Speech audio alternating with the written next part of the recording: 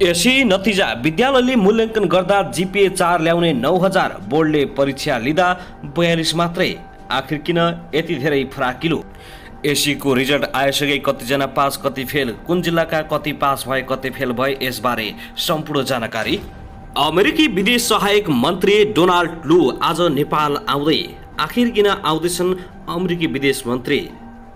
नेपालमा SPP pass गर्न दबाब दिन त होइन, आम नागरिकको चासो। जनार्दन शर्मामाथि छानबिन निष्कर्षमा सत्ता र प्रतिपक्षी सांसदको रस्साकस्सी।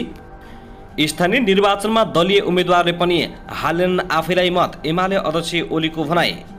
पत्रकारलाई निडर भएर कलम चलाउन ओलीको आग्रह, सरकारले जनस्वास्थ्यमा चासो नदिएको नेकपा एमालेको आरोप। गठबन्धन दलका क्रियाकलापका कारण संघीयता बदनाम भयो, एमाले अध्यक्ष ओली। सीसीटीभीले उन्दाङ्गिएको सिंहदरबारको कुरूप चित्र कस्तो? गठबन्धनले पहिचानका नाममा राज्यलाई विखण्डित गर्ने प्रयास गर्यो, आरोप ओलीको।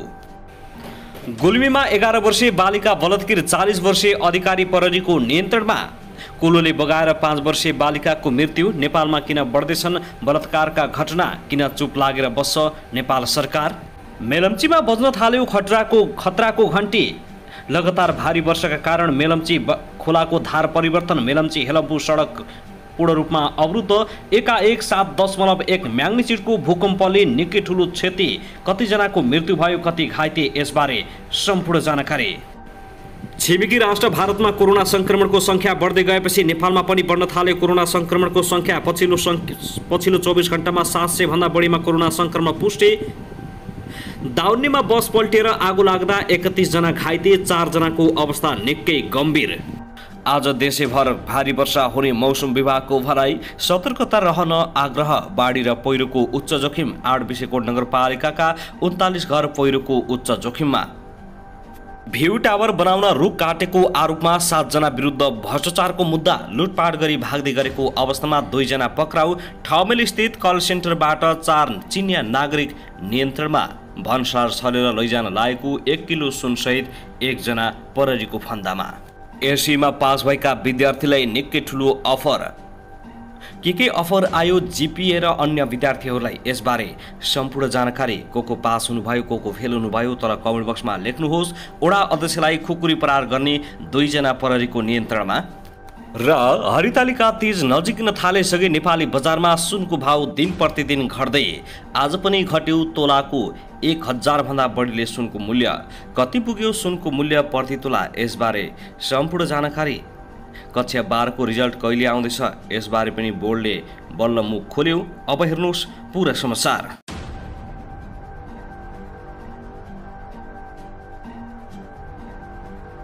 दर्शक नमस्कार, युट्युब च्यानल नेपाली खबर मिडियामा तपाईहरूलाई हार्दिक स्वागत छ। यदि हाम्रो च्यानललाई अहिलेसम्म सब्स्क्राइब गर्नुभएको छैन भने सब्स्क्राइब गरी नजिक रहेको बेल आइकनलाई दबाई हामीसँग जोडिनुहोला। दर्शक सदा झै आज पनि हामी तपाईहरुमाझ देशभरका विभिन्न खबरका साथ उपस्थित भइसकेका छौं। यो भिडियोलाई अन्तिमसम्म हेरी हामीले साथ दिनुहोला। दर्शकबिन हाम्रो मेहनतको लागि एउटा सानो लाइक गर्न भने नभुल्नुहोला। कहाँदेखि हेर्दै हुनुहुन्छ, के भन्न चाहनुहुन्छ, तपाईको मनमा लागेका प्रतिक्रिया अवश्य पनि कमेन्ट गर्न नभुल्नुहोला। दर्शकबिन के तपाईँ हाम्रो च्यानलमा नियमित श्रोता हुनुहुन्छ? यदि नियमित हुनुहुन्छ भने तल कमेन्ट बक्समा नियमित अथवा रेगुलर लेख्नुहोस्। यदि तपाईँ नयाँ हुनुहुन्छ भने सब्स्क्राइब गरी जोडिनुहोस्, ताकि नयाँ अपडेटका साथ हामी तपाईहरुमाझ दैनिक रूपमा उपस्थित हुने गर्दछौँ। हाम्रा अपडेटहरू तपाईहरूलाई के कस्तो लागिरहेका छन्, सल्लाह सुझाव प्रतिक्रिया कमेन्ट बक्समा छोड्न नभुल्नुहोला। दर्शकबिन आउनुहोस् आजको पहिलो खबरतर्फ लागौं। अमेरिकी सहायक विदेश मन्त्री डोनाल्ड लू बिहीबार आज नेपाल भ्रमणमा आउँदैछन्। नेपालको संसदमा millennium challenge corporation compact MCC सम्झौता अनुमोदन गराउन भूमिका खेलेका लू बिहीबार दिउँसो काठमाडौँ ओर्लिन लागेका हुन्। अमेरिकी दूतावास स्रोतका अनुसार नेपाल बसाइका क्रममा उनले प्रधानमन्त्री शेरबहादुर देउवा र परराष्ट्र मन्त्री नारायण खड्कासँग भेटवार्ता गर्ने कार्यक्रम तय भएको छ। यसबाहेक अन्य कसलाई भेटवार्ता गर्ने भन्ने बारे खुलाइएको छैन। प्रधानमन्त्री देउबाको अमेरिकी भ्रमण रद्द भएपछि उनी नै नेपाल आउन लागेका हुन्। नेपालले स्टेट पार्टनरशिप प्रोग्राम एसपीपी अस्वीकार गर्ने निर्णय गरेको केही सातामै नेपाल आउन लागेका लूको 2 दिने भ्रमणलाई महत्त्वपूर्ण रूपमा हेरिएको छ। यसअघि लू नेपालमा एसपीपी एमसीसी सम्झौता संसदबाट अनुमोदन हुनु अघि गत मङ्सिर 1 गतेदेखि 4 गतेसम्म नेपालमा रहेका नेपालमा रहेका थिए। उनले एमसीसी सम्झौता संसदबाट अनुमोदन गराउन राजनीतिक र कूटनीतिक दौडधुप गरेका थिए। दर्शकवृन्द, त्यसगरी आउनुहोस् अब अर्को खबरतर्फ लागौँ। राष्ट्रिय परीक्षा बोर्डले बुधबार प्रकाशन गरेको एसीको नतिजामा चरम लापरवाही गरेको देखिएको छ। विशेष गरी संस्कृति माध्यमिक विद्यालय र विद्याश्रम तर्फको नतिजामा लापरवाही गरेको देखिएको हो। एसीको नतिजा अन्तर्गत कुनैमा परीक्षा नदिएको विषयमा अङ्क प्रदान गरिएको छ भने कुनैमा परीक्षा दिएको विषयमा अनुपस्थिति देखाइएको छ। संस्कृति माध्यमिक विद्यालय रानीपोखरी दरबार हाई स्कुलका शिक्षक निश्चल अधिकारीका अनुसार केही परीक्षार्थीको विषय नमिलाई लम्पादक पत्र दिएको र केही विषयमा अनुपस्थिति देखाएको पाइएको छ। अधिकारीका अनुसार अङ्ग्रेजी विषयको सट्टा वैकल्पिक सांस्कृतिक रचना दिएको छ भने विज्ञान विषयको साटो व्याकरण र अनुवाद विषय दिए त्यसमा अनुपस्थिति देखाइएको छ। यस्तो समस्या पहिलोपटक नभएर हरेक पटक आउने गरेको नेपाल वेद विद्याश्रमका शिक्षक शिवराज लामिछानेले बताएका छन्। बोर्डले गुरुकुल तथा देव विद्याश्रमको नतिजा जहिले बिगारेर निकाल्ने गरेको उल्लेख गर्दै उनले भने हरेक वर्ष त्यसैगरी आउनुहोस् अब अर्को खबरतर्फ लागौँ। गृहमन्त्री बालकृष्ण खाँडले नेकपा माओवादी केन्द्रका वरिष्ठ नेता नारायणकाजी श्रेष्ठसँग भेटवार्ता गरेका छन्। नेता श्रेष्ठलाई भेट्न गृहमन्त्री बालकृष्ण खाँड आज उनको निवास पुगेका थिए। सो भेटवार्तामा नागरिकता विधेयकको विषयमा छलफल भएको बुझिएको छ। यसको अलावा राष्ट्रिय राजनीतिको बारेमा समेत कुराकानी भएको छ। श्रेष्ठले सरकारले ल्याएको नागरिकता सम्बन्धी विधेयकको बारेमा सार्वजनिक रूपमै विद्यार्थीले परीक्षा नदिएका विषयहरू लम्बाबाट पारित भएको राखिएका छन्। विद्यार्थीले नेपाल नागरिकता ऐन 2063 लाई संशोधन गर्न बनेको विधेयक आज बुधबार नै राष्ट्रिय सभामा निर्णयार्थ प्रस्तुत देखाइएको छ। यसले विद्यार्थी तथा अभिभावक वर्गमा पर्ने नकारात्मक प्रभावको जवाबदेहिताको हुने। दर्शक महानुभावहरू, देशभर हिजो मात्रै एसीको रिजल्ट सार्वजनिक भयो। कहाँ के कति त्रुटि भयो भने राष्ट्रिय परीक्षा बोर्डले जिम्मेवार लिनुपर्छ। यदि तपाईँको पनि कम अङ्क आएको छ भने पक्कै पनि परीक्षा बोर्डको लापरवाही हो, यसलाई अन्यथा नमान्नुहोला। साथै आउनुहोस् अब अर्को खबरतर्फ लागौँ। नेकपा एमालेका अध्यक्ष केपी शर्मा ओलीले आफूले जस लिनका लागि गठबन्धन सरकारले नयाँ नागरिकता विधेयक ल्याएको बताएका छन्। हिजो बुधबार झापाको बिर्ता मोडमा आयोजित नेपाल उत्पीडित मुक्ति समाजको भेलालाई सम्बोधन गर्दै अध्यक्ष ओलीले यसअघि प्रचण्डले 3 वर्ष रोकेर राखेको उक्त विधेयक अहिले जस लिनका लागि नै गठबन्धन सरकारले ल्याएको आरोप लगाएका हुन्। पहिले समितिमा नागरिकता विधेयक रहेको र अहिले समितिमा छलफल नै नगराई नयाँ विधेयक ल्याएर सरकारले जनतालाई समेत भरमा राखेको उनको भनाइ छ। त्यस्तै एमाले अध्यक्ष ओलीले राष्ट्रियताका पक्षमा उभिएकै कारण गठबन्धनको उद्देश्य नेकपा एमालेलाई कमजोर पार्ने र सिद्धाउनको लागि केन्द्रित रहेको तर्फ संकेत गरेका छन्। गठबन्धनमा भएका पार्टीले पहिचानका नाममा राज्यलाई विखण्डित गर्ने प्रयास गरेको र गठबन्धन दलका क्रियाकलापकै कारण संघीयता समेत बदनाम भएको ठकुवा गरेका छन्। अध्यक्ष ओलीले नेकपा एमालेको ध्यान मुलुकको विकास र सुशासनमा केन्द्रित रहेको जिक्र गरेका छन्।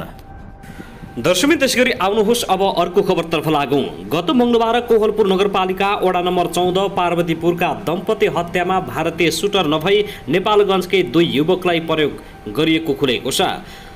भाइ 25 वर्षीय कृष्ण गडेरिया र बुहारी 23 वर्षीय अञ्जली गडेरियाको हत्या दाजु विजय र भाउजू रेखाको योजनामा नेपालगञ्ज उपमहानगरपालिका 19 का राजन सोनकर र नेपालगञ्ज उपमहानगरपालिका 18 का शकिल अली शेषले हत्या गरेको खुल्न आएको छ। मङ्गलबार बिहान घरमै दम्पति मृत अवस्थामा फेला परेपछि परिले अनुसन्धानका क्रममा मृतकका दाइ विजयमाथि आशंका गरेको थियो। उनलाई घरबाटै पक्राउ गरेर सोधपुछ गर्दा आफूले 1 लाख रुपियाँ दिएर हत्या गर्न लगाएको तथ्य स्वीकारेका थिए।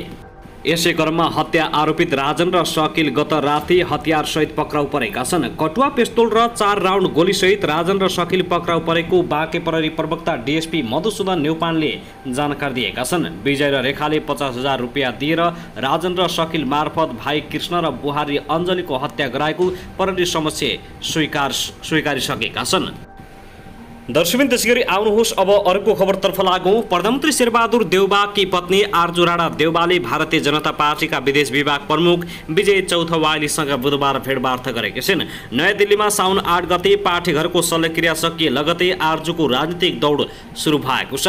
नेपाली काङ्ग्रेस केन्द्रीय सदस्य समेत रहेकी आर्जु राणाले चौथवालीलाई भेटेर राजनीतिक संवाद अगाडि बढाएको स्रोतले बताएको छ। उनी करिब 1 महिनादेखि दिल्लीमा छिन्, जहाँ यसअघि भाजपाकै निम्तोमा पुगेका नेकपा माओवादी केन्द्रका अध्यक्ष पुष्पकमल दाहाल प्रचण्डसँग पनि उनले नेपाली दूतावासमा भेट गरेकी थिइन्। आर्जुको साउन 8 मा भारतको नयाँ दिल्ली स्थित क्याम्स म्याक्स अस्पतालमा पाठेघरको शल्यक्रिया भएको थियो। आर्जुले स्त्री रोग चिकित्सक दय डा हरिद चर्तुवेदी र कन्किला बात्रा मोदीलाई सफल शल्यक्रियाका लागि धन्यवाद समेत दिएकी छिन्। आर्जु गत असार 27 गते नयाँ दिल्ली स्थित गएकी थिइन्। उनी स्वास्थ्य उपचारका लागि भन्दै दिल्ली पुगेकी हुन्। आर्जुको दिल्ली बसाइबारे दिल्ली स्थित नेपाली दूतावास जानकार रहे पनि उनका राजनीतिक भेटवार्ताबारे अनभिज्ञ रहेको जनाएको छ। दर्शकबिन त्यसैगरी आउनुहोस् अब अर्को खबरतर्फ लागौँ। रवि लामिछाने नेतृत्वमा रहेको राष्ट्रिय स्वतन्त्र पार्टीले स्वयंसेवक माग गरेको छ। पार्टीको केन्द्रीय कार्यालय वसुन्धरामा रहेर काम गर्न जनसम्पर्क डेस्क स्वयंसेवकदेखि सोसल मिडिया सहयोगीसम्म माग गरेको छ। पार्टीले आज निकालेको सूचनामा 8 जना जनसम्पर्क डेस्क स्वयंसेवकमा भएको छ। बिहान 10 बजेदेखि साँझ 6 बजेसम्म उनीहरूले काम गर्नुपर्ने हुन्छ भने समय अवधि 2 महिना मात्रै रहेको छ। त्यस्तै कम्प्युटर अपरेटर 10 जना माग भएको छ।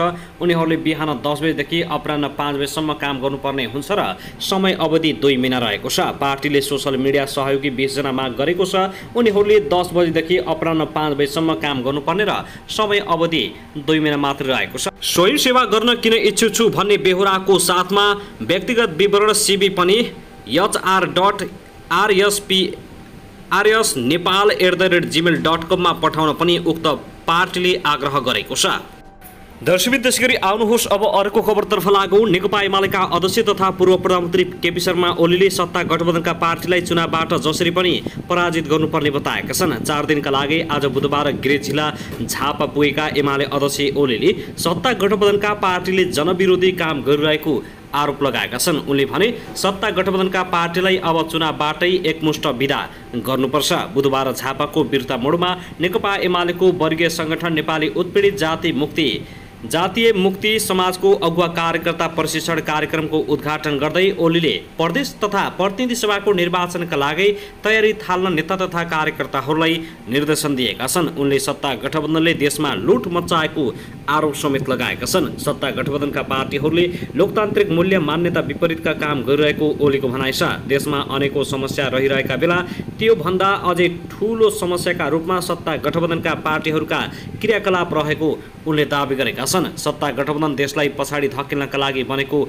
ओलीको भनाइ छ। ओलीले भने निहित स्वार्थका लागि बनेको यो गठबन्धन भत्काउनु र हराउनुको विकल्प छैन। स्थानीय तहको निर्वाचनमा पार्टीका केही पुरुष कार्यकर्ताले अन्तर्घात गरेको उनले बताएका छन्, तर महिला सदस्यले इमानदारी देखाएको उनको भनाइ छ। एमाले अध्यक्ष ओलीले भने पार्टीलाई सङ्कट परेका बेला पार्टीलाई बचाउन महिला कार्यकर्ताले योगदान अग्रपङ्क्तिमा रह्यो। केही पुरुष कार्यकर्ताले बेइमान गरेका बेला महिलाले उनीहरूलाई सम्हाले। आगामी चुनावमा जित्ने सम्भावना भएका व्यक्तिहरूले उम्मेदवारीको टिकट पाउने ओलीले बताएका छन्। उनले पार्टीका हरेक नेता तथा कार्यकर्ताका गतिविधि सूक्ष्म तरिकाले हेरिरहेको समेत बताएका छन्। दर्शकबिन त्यसैगरी आउनुहोस् अब अर्को खबरतर्फ लागौँ। नलपरासी पूर्वको दाउन्नेमा बस पल्टिएर आगलागी हुँदा 31 जना घाइते भएका छन्। 4 जनाको अवस्था चिन्ताजनक रहेको छ। कञ्चनपुरबाट काठमाडौँका लागि छुटेको ना 5 ख 5100 नम्बरको बस आफै अनियन्त्रित भई सडक छेउमा पल्टिँदा बसमा आगो लागेको नलपुर प्रहरी प्रमुख डीएसपी सन्तोष पाठकले जानकारी दिएका छन्। बसमा 31 जना सवार रहेको र 4 को अवस्था गम्भीर रहेको पाठकको भनाइ छ। घाइते मध्ये 6 जनालाई उपचारका लागि भरतपुर अस्पताल चितवन पठाइएको र अन्यको मध्यबिन्दु अस्पतालमा उपचार भइरहेको जनाइएको छ। चालक भने यतिखेर फरार रहेकाले खोजी कार्य भइरहेको प्रहरी नायब उपरीक्षक पाठकले जानकारी दिएका छन्। साथै आउनुहोस् अब अर्को खबरतर्फ लागौँ। बेलकोटगढी नगरपालिका 12 की महिला वडा सदस्य सुकुमय तामाङको मृत्यु भएको छ। जिल्ला प्रहरी कार्यालयका प्रहरी नायब उपरीक्षक रूपक खड्काका अनुसार वडा नम्बर 10 र 12 हुँदै बगेको बेलकोट खोलाले बगाउँदा 54 वर्षीय तामाङको मृत्यु भएको हो। खेतमा काम गरेर फर्किने क्रममा वडा नम्बर 10 स्थित द्वारिका टहरुमा खोला तर्ने क्रममा उनलाई बगाएको हो। तामाङको शव करिब 1 किलोमिटर तल वडा नम्बर 12 को रैकरे 34 मा भेटिएको खड्काले जानकारी दिएका छन्। उनी गत वैशाख 30 गते सम्पन्न स्थानीय तहको निर्वाचनमा नेकपा एमालेबाट महिला सदस्यमा निर्वाचित भएका थिइन्।